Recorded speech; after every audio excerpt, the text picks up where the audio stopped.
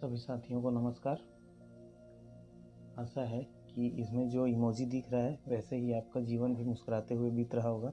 हालांकि कोरोना काल चल रहा है, लेकिन हमको इससे घबराने की आवश्यकता नहीं है, बल्कि डटकर सामना करना है। तो साथियों, इसी आशा और विश्वास के साथ कि आप लोग अच्छे होंगे, ये वीडियो आगे स्टार्ट किया जाएगा।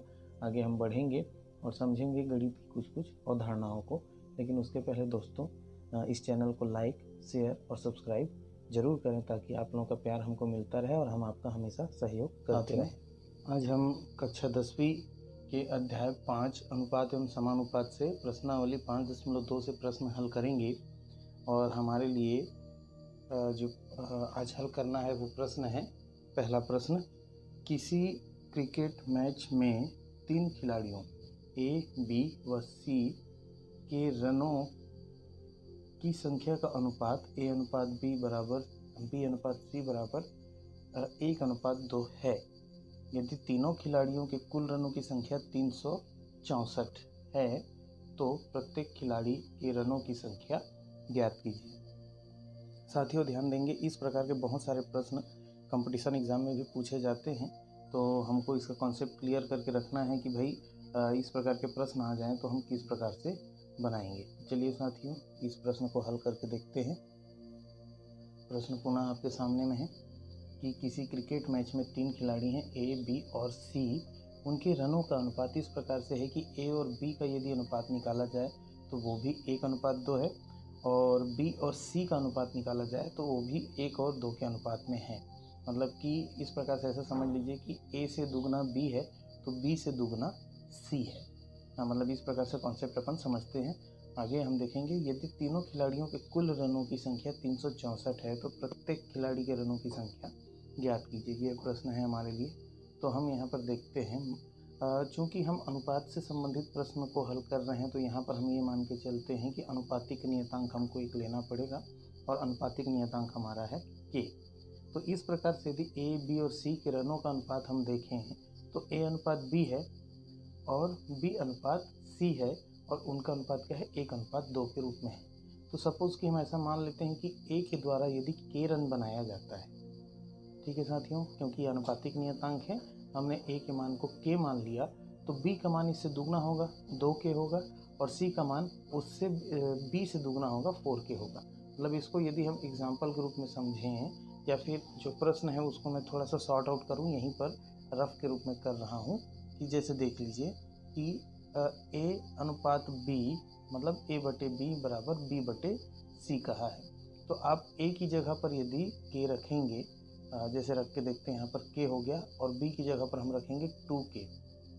वैसे ही बी की जगह पर हम 2k रखें और सी की जगह पर 4k रखें, तो देखिए के और के कट जाएगा, यहाँ पर 1:2 आ जाएगा, और यहाँ पर 2 एकम 2 और 2 दूने 4, यहाँ भी क्या आ जाएगा, अनुपात 1:2 आ जाएगा।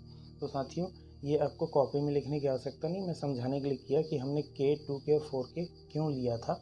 वो इसीलिए लिया था ताकि अनुपातिक नियतांक के रूप में उनके जो मान है, मतलब प्रश्न का जो कंडीशन है वो पूरा हो जाए। मतलब ए को यदि हमने के लिया तो बी को 2k लेंगे, तो इन दोनों का अनुपात हो जाएगा 1:2। वैसे ही 2k और 4k लेंगे बी और सी के लिए, तो 2/2k/4k मतलब 2k/4 के यदि लेते हैं तो के और के कट जाएगा, 2 एकम 2 और 2 दूने 4, तो इसके लिए भी अनुपात क्या हो जाएगा, 1:2 हो जाएगा।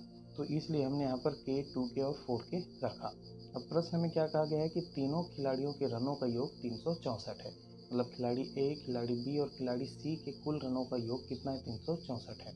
तो हमने यहाँ पर क्या माना था, ए के द्वारा जो बना हुआ रन है वो के है, बी के द्वारा बना हुआ रन है वो 2k है, और सी के द्वारा बना हुआ रन 4k है। तो इस प्रकार से टोटल रनों की संख्या हो गई 364, और इन तीनों को हम आपस में जोड़ देंगे तो 7k आएगा।